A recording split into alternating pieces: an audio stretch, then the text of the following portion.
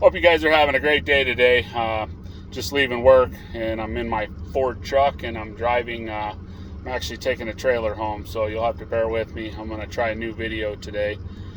Today's going to be actually a motivational video, and kind of slash why I got into the business, and kind of explain my journey. And yeah, so this is actually a shout out to Henry Chavez. So thanks for watching the channel. And this video is for you, buddy. But I'll pretty much map out, everything. So basically getting straight into it. And if you guys know by watching my channels that I pretty much I'm off the cuff. I don't edit anything. It's all raw. So if I make mistakes, that's, I guess, what you get. So as of this point. Anyway, why'd I get into the business? Well, ever since I was a young kid, I always liked things with wheels. So I had one of those. I used to basically have Hot Wheels, and I had one of those trikes when I was younger, the big wheels. And so it had two small tires in the back and a big one in front. And I rode that thing so much that I basically about ran the wheel off it, I guess. So moving forward, at the age of 15, I'm actually 44 right now. At the age of 15, I started working at a motorcycle shop, and I would tear apart motorcycles for a guy and help him out. So that was pretty cool. Was really interested. Bounced around, did a few little jobs, and then landed at a car dealership called Medved Chevrolet, which is basically a Hummer dealership here in it's actually, I guess, Wheat Ridge, Colorado. So I'm based in Denver. And long and short of it, I started there as a lot technician, or fancy word for basically a car jockey. So I got to move cars and pretty much do whatever anybody there wanted me to do, whether it be vacuum cars, take cars to emissions, so on and so forth. And I always had a love for cars, so it didn't really seem like work to me. And I basically worked in the used car department, and I would detail, basically the cars would be detailed, but then I would detail them afterwards. And I used to actually get in trouble for doing too good of a job. So I've always been a pretty thorough person, but as the years click by, I'm probably even more thorough than I've ever been. And really, that's what it takes to become a detailer. So fast forward, I worked there for a while, and I think I should mention that there was a couple guys there, a couple Hispanic detailers, Frank and Santiago, awesome detailers, as most Hispanics are. So these guys kind of showed me the rope on polishing hard paint. And I spent about a year and a half there, and then I went to a full-blown detail shop after that for roughly 6 months, and then I went to another dealer. So mainly just detailing cars. I started realizing that I love to transform things and basically take cars from point A to point B. And the beauty of it is, if you can see through it and you can see the value, or basically you have to be able to see through the project and say, hey, if I can fix this and polish this and replace this, then it's going to be, you can see the end of you can see the puzzle. So I ended up working in a detail shop and enjoyed it. After that, I went to another dealership for a little bit, and I had a friend who I grew up, basically him and I grew up in high school together, and his dad owned an auto body shop.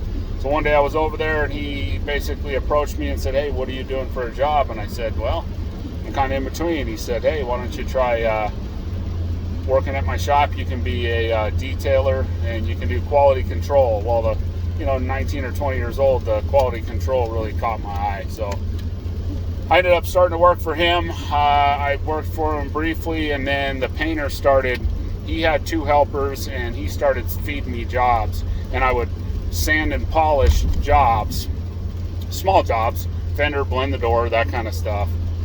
So I do those jobs, and then he kept he trusted me with my skills and whatnot, and kept giving me more and more work. So I started doing whole sides, and then before you know it, I was sanding and polishing completes, which is tough because it's soft paint. So I took to it real quick, and I have a huge passion for it. So that's the biggest key, is I've always loved it. I can honestly tell you it's extremely hard work. You're working around chemicals, so leading into one of the questions Henry asked me was, how did I get into it, and what can you expect and what kind of advice. You have to be willing to work your butt off. You have to have a work ethic and drive like no other to really survive in the business. There's a lot of other jobs that are way easier and probably pay better. You can make a lot of money detailing and painting, but you work for every single penny you get. So my recommendation is, if you start, you better be prepared to work. And, really, if you love it and you're kind of a driven, high energy person, then it's really not a problem. So moving forward, I worked under basically as a detailer for almost 4 months. And then the painter who had 2 helpers, he kept his, let's call him his high-end helper or his main helper, and then he wanted to kind of get rid of the other guy because he wasn't quite as aggressive. So he offered me the job, thought I'd be good at it, and that's really how I got my start. I started prepping cars, I started priming bumpers, I started painting the backside of the panels, which is called cutting them in or edging them. So I did that, and that was great. I loved it. I took to it very quickly. Before I knew it, I'd been doing it 4 months, and I sprayed the shop car complete, which means the entire car, which is pretty almost unheard of for a young guy. Some guys get the opportunity, but a lot of guys have to be a prepper for quite a while. So I really enjoyed it. Took off with it quickly, as I said, and then basically at about a little less than 3 years, just over 2.5 years, the owner and the shop foreman started another shop, a super high-end shop. They built the facility, twin Garmat, or they were Eagle downdrafts, paint booths, and long and short of it, I went over to his shop, and the painter there had been painting for 30 years, and he had actually had I just went to go look at the shop, and he had actually had a car. Oops, my paper fell. He had actually he'd been painting for 30 years, and he had actually had a car in the booth that he had base coated, and it was basically ready for clear coat. So me being a young guy, I was in my early 20s, like 22 or so. I said, hey, how about I go in there and clear that thing, clear coat it? And he's like, hey, knock yourself out. So he let me use one of the other painter's guns, and I went in there and clear coated it. And when I got out of the booth, he offered me a job. And the main stipulation I had was, I've already painted a lot, and I've had a lot of experience, which is somewhat rare. But I don't want to prep. I don't mind prepping, but I don't want to just prep. I want to paint. And he told me I'd have more to paint than I could handle because he was kind of burned out. So yeah, I did that for basically, fast forwarding, I was a painter for roughly 15 years, and then kind of got out of it, worked for a supplier for a little bit, sold some auto paint, got back into detailing, but I've always kind of detailed on the side and done a lot of detailing kind of in between. I actually have a friend who's been detailing for almost 30 years. I've helped him a lot. And so then I started kind of getting into my own details, but then I would start blending painting and detailing and even just repairs. So like I wouldn't just detail a car, I would paint bumpers, I would paint, wheel wells, I would spot paint stuff, fix it with spray paint, I'd take off door pillar decals. I've done a lot of different stuff. And so basically most of my details have transformed. So when I first started really detailing, my average detail was a day and a half roughly. And that's going through it pretty thoroughly, polishing the entire car. And then pretty much got to the point of, anymore, I've done 10-day details. My longest detail is 10 days. And I did everything. I basically transformed and restored the cars. I would take off stickers. I would fix the wheels. I would polish the paint. I'd sometimes take out dents and paint panels, and and almost like a fast restoration, really.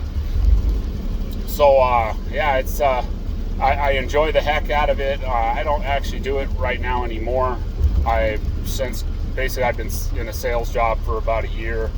But after painting, I worked for myself for 7.5 years, and did all sorts of crazy projects. I've painted trailers, I've painted just you name it. I've detailed tremendous amount of stuff, all different stuff. So, and really the thing is, I have a big passion for it. And if you work hard at it and you love it, you're going to be good at it. And so the biggest thing for me where I like to work, basically I like where I'm at now.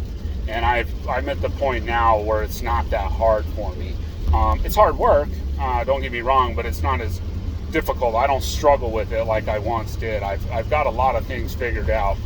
Granted, I still learn every day. I mean, every single job I do, and I still do it on the weekends and stuff and here and there. And, every single job I do, I learn something on. And I'm an open-minded person. I'd have to say that's one of the biggest things that has helped me is, I'm very, very driven. I'm very passionate. I'm very open-minded. If there's a new tool that comes out, I want to try it. If there's a new technique somebody tells me about, I want to try it. So you kind of have, and this goes back to a little bit of what I was saying at the beginning of the video of like motivation. You have to be motivated and have drive and be willing to just do whatever it takes no matter what. Because like I said, the business is not an easy business. It's long, hard hours. You're working around, somewhat toxic materials and that kind of stuff. But like I said, I think my love of it exceeded anything else. So, my advice for you guys is just to, and believe in yourself. Like, I've always believed in myself. I've wet sanded cars from head to toe and polished them. And and I'm a bit of a perfectionist, so my work comes out super nice. It takes me longer than a lot of guys, it's not that I don't work as hard. I probably have to work harder because I'm usually more thorough. But I like where I'm at now because now I'm just building on my skills. And that's what I guess, for any of you guys out there that are maybe struggling with this and you want to give up because it's hard and you're burning paint and you're making mistakes, just keep after it. And if you have the heart and the drive, and the biggest thing is the heart, just if you love it and you work hard at it, you will find things and you will find a way to make it happen. So like I said, where I'm at now, I'm just basically building on the skills that I've already acquired that I've done for almost 28 years. Every job you do, you learn. Every shop you work at, you learn. Every person you're around, you learn. So, it's pretty awesome. So, trying to think of some other stuff and I wrote some notes down, but one is determination. You have to be determined. Like, you have to just tell yourself that you're going to figure it out no matter what. Because it's tough. I'm not going to lie to you. It's extremely tough. And it requires a lot of skill to be good. To be on a different level. Anyone can kind of clean a car. That's no big deal. But to actually polish a car with a rotary buffer if you have to, it takes a tremendous amount of skill. And it used to take 5 years to really learn how to buff something, to where you could, because you had to be really skilled. Nowadays, they have these Rupes tools and so on and so forth, and they make your life easy. It's almost too easy. One question he asked is, what would I recommend as far as, business and how do you go about it? I guess the main thing and even in the business I'm in today, which I actually work at an off-road shop, RSG Off-Road here in Colorado. So I do some sales, but I treat other people how I'd want to be treated. And that's the main principle of business for me, is that I treat people how I would like to be treated. I'm professional, I'm serious, I don't mess around. I'm kind, I'm fair, I'm good to people, but at the same time, when it comes down to it, I'm serious about what I do. So I think if you follow those guidelines, you're going to be successful. One big thing, standards. You have to have a standard, and you don't ever deviate from your standard. I used to work for a painter who told me that. You have a certain standard that you work to, and you never work below that. Always work clean. Always keep your place clean, keep your tools clean, keep yourself clean. Be professional, not a bunch of trash around, but just have standards, things that you're not willing to, go below. There's a certain benchmark that you don't go below, I won't send a car out with scratches and swirls still in it. That's a standard. And as long as you have standards, you'll be successful. You may not be the fastest guy in town, but you will always have work. And he told me that, and it's been true. I've always had work. I've never, ever ran out of work. I've always had people who want to hire me. So it's kind of an attitude, and this is going back to the motivation again. Sorry, I'm going under a bridge. But it goes back to the motivation of, you have to work hard and have drive, and you have to have a professionalism about you. And so, yeah, what else? So one thing to touch on too is microfiber towels. Microfiber towels absolutely do matter. I mean, I've invested probably $1,000 in microfiber towels. I have, they measure microfiber towels from grams per square meters, or GSM. And the Costco ones, which is probably what most people buy, I'd say, for your traditional microfiber. It's a great towel. It's an inexpensive towel. They're probably 50 cents a piece. They might be more with the cost of inflation, but I got some towels that are 1,100 grams per square meter. 320 is a nice 320 to 400 is a nice plush towel. It's going to depend on how soft your clear coat is. I detailed a monster truck. This thing had sitting on 54s, black paint. I ceramic coated it. It was the biggest job I've ever done. It was the biggest challenging job I ever did. I did it when it was 90 degrees out, and I was actually using the Costco microfibers, and I could see it with my headlight and my lighting, because that's another thing you need is good lighting. And it was showing all the swirls and the scratches. I would actually polish it. It would look clean, and as soon as I wiped it with the Costco microfiber towel, it was scratching it. So that's another thing that, so not on every job, and depending on the color, you don't necessarily need some of the premium towels. But for example, when you have a soft black paint, you have to use premium towels. I actually had to switch over, and I burned through a lot of towels because I'm ceramic coating, and on a big job, so I went through a lot of money in towels, but it didn't matter. That's what coming back to my standards. I have standards, and I do whatever it takes to get the job done. If you have to use $100 worth of microfiber towels on a $3,000 or $4,000 job, then so be it.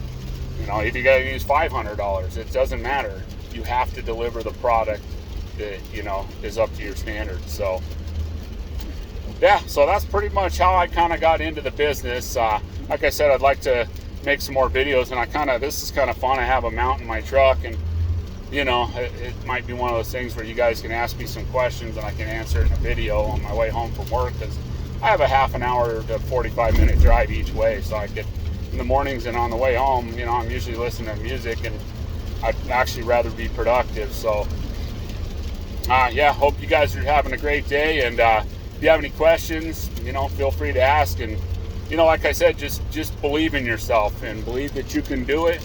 Believe that you have what it takes to be awesome at what you do, and never give up ever. Like just keep the throttle down, and you'll gain on every week. The days go by, the weeks go by, the jobs go by, the month goes by. You will get better and better, and before you know it, people are gonna be like, wow, take it to this guy because he's really awesome. So that's my advice, is just stick with it. But you gotta love it. Like I said, I absolutely love what I do. I sell during the day, and on the weekends, and so on and so forth. I go through and fix things. I mean, I've done some of the craziest stuff, but a lot of it comes down to just rehabbing things. And I have really found that I love the transformation.